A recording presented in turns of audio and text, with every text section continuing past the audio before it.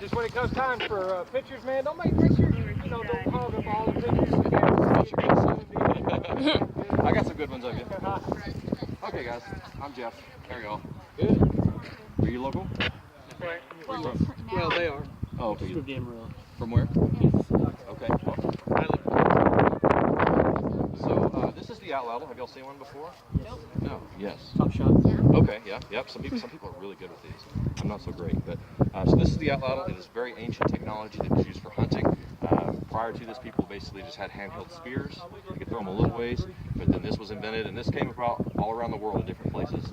And this lets you throw it's called a dart rather than an arrow. It lets you throw your dart much harder, much further, with a lot more accuracy and force than you could otherwise. So this is impressive technology. You've seen it on Top Shot, so they can throw these things amazingly, the ones that are good at it. So it basically has a handle on one end. There's usually some loops. Some of them, I don't know if none of yours do, some of them have just a counterweight that gives you a little more force to it. And then they have some sort of a hook on the end. And a lot of them are made of antler or bone or even a tooth. Sometimes they're wood. Some are glued and tied on like this one. Some are fixed into the piece and glued in. So there's a lot of different styles. Some are very ornate, some are very simple. But that's basically the Atlatl, okay? So you also have your dart, and it's fletched and on the end of it, just like an arrow. It's just a big version of it. So we've got some 5 foots and some 6 foots here. There's also one thing that's different with these is that I have a notch right here, and that's what hooks into the little tooth. Okay, and that's what keeps it in place. All right. Okay. So we will start out with how to hold your Atlatl. You're going to take these 3 fingers, a lot like you're holding a pistol, and you're going to put that around the end. And you never want to let that go, because if you do, then it's going to go flying, and then you have no weapon. The other 2, like a crab finger, are going to go right through these loops here. Okay. Yep, you got it. And when you're holding it, you want this tooth facing out from your nose. Hold it out just like this. You should be able to have these 2 fingers pointing out, and these 3 fingers are tight there around. There you go. Okay, so if everyone want to do that for me, just make sure everyone's got the right idea. Looks good. Can you point your fingers out like that?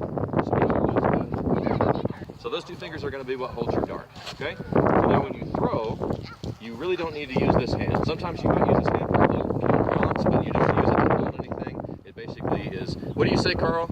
Your left hand is jobless, is that what you say? Yeah, it's unemployed. It's unemployed, that's what he says, yeah. One-handed operation. Yeah, one-handed operation. So let's take it back, and you're going to hold it back just like this. Rotate your body a little bit, but you're going to practice throw right now with no dart. And when you do this throw, you want to follow through. You want to flick the wrist a little bit, that's where your fingers come from. And at the end, you should be looking down at what you're throwing at, okay? So if you stop here, it's not going to work, okay? You got to continue all the way through. Hey Carl, can I bug you one more time? Yes, sir. I missed what you said earlier about no movement and then movement. You're converting. It's when you show them how it pivots on that end. Yep. It's kind of hard to do until you get used to it too, to make this hand catch that one. But you're taking that actual pivot movement, and that stick is pushing it, so you're going from no movement to movement in a split second. Right. So it's doing this number. Yep. Yeah. Okay. Yep. All right. So let's do one more quick practice throw. Make sure you go all the way through, and you're looking down the end of it. And I have more than one Atlatl that is busted because of people going boom and letting it go and throwing it. So try to hold on to it, okay?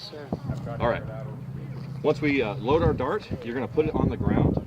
If you try to do this number here, this is hard to do, okay? So this gives you a lot more stability. And you hold it nice and tight against there. This hand is now unemployed, okay? So you can put it behind your back if you need to. You're going to pinch it kind of like if you were holding a set of chopsticks, okay? And you are going to twirl like you hold a pin, and you're going to give it just a little pressure. Don't push so hard you break it, but you should see a very slight bend in your dart. And so you're doing 2 things. You're making sure it's nice and tight against here. You're storing just a little bit of energy from the bend in that dart there. Now if you pick it up and you hold it for a while, it's going to start to slip right here. So I've already started to slip a little bit, even though you can't really tell. So you want to do from here to throwing needs to be fairly quick, okay? All right, so the way it'll look, and then I'll turn you guys loose with it. Start here, left hand is now unemployed. I'll pick it up and I will throw it all the way through. Make sense? Yep. You do this, kiddo. All right, you got it. Okay, I'm going to open the range, so y'all step forward, spread out a little bit. Wherever you're standing, you're going to be striking that with the target. Grab yourself a target. All right, the range is now open, so no one's going down range until we close it, okay?